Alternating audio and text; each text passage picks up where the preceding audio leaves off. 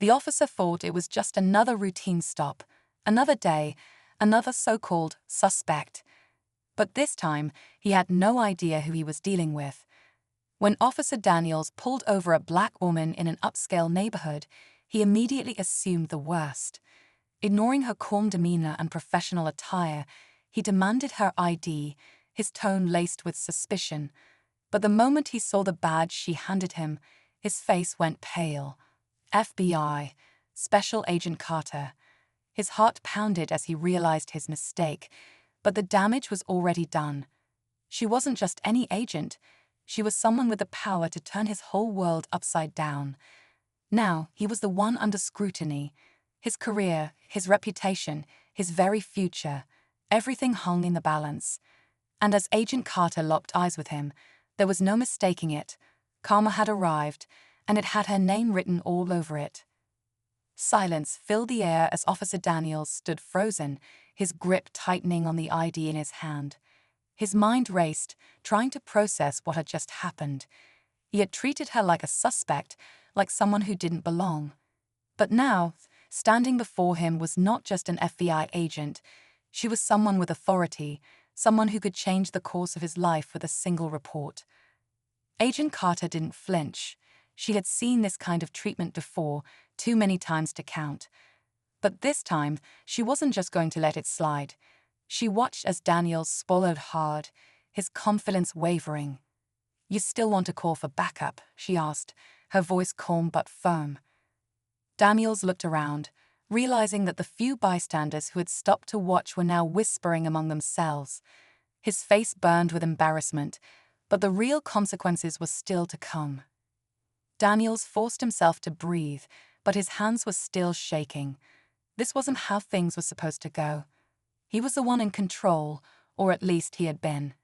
Now the power had shifted, and he could feel it slipping further away with every second that passed. Agent Carter didn't move from where she stood, her steady gaze locked onto his. She had encountered officers like him before, the ones who acted first, assumed the worst, and asked questions later. But what Daniels didn't know was that she wasn't just any agent. She had been investigating misconduct cases for years, and she recognized the look in his eyes. Panic, not just from embarrassment, but from fear of what might happen next. A voice crackled over Daniels' radio, asking for a status update. He hesitated before responding, glancing back at Carter, searching for a way out.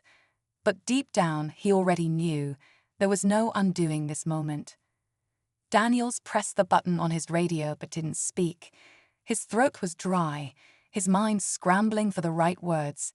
He could feel the weight of every second dragging him down. The last thing he needed was more attention, but it was too late for that. The bystanders had their phones out now, recording everything. His every move, his every hesitation, it was all being documented. Agent Carter took a step closer, lowering her voice just enough that only he could hear. "You assumed I didn't belong here. Why?"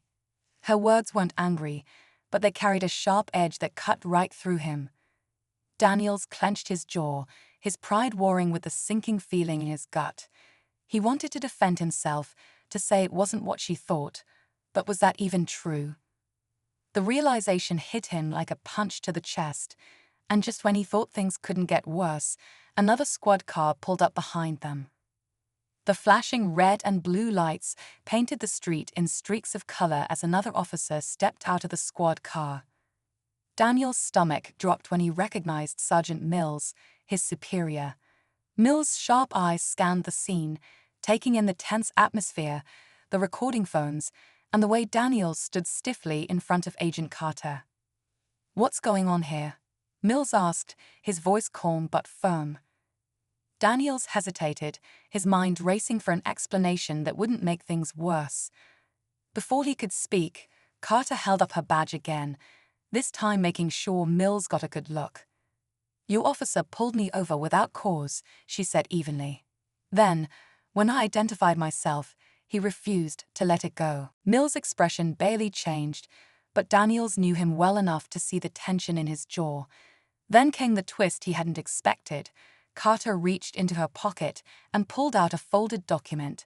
She handed it to Mills, who read it in silence before glancing up, his expression unreadable. "This isn't just a traffic stop," Carter said, her voice steady. "I've been investigating misconduct in this department for months. And now Officer Daniels is part of my case." Daniels felt the ground shift beneath him. His worst fear had just been spoken into existence. This wasn't just about one mistake. It was bigger than him, bigger than a routine stop. He was now part of an investigation that could change everything. Sergeant Mills slowly folded the document and exhaled. "Daniels," he said, his tone unreadable, "turn over your badge and gun." Daniels' pulse pounded in his ears. "Sarge, I." "Now." Mills' voice was firm, leaving no room for argument.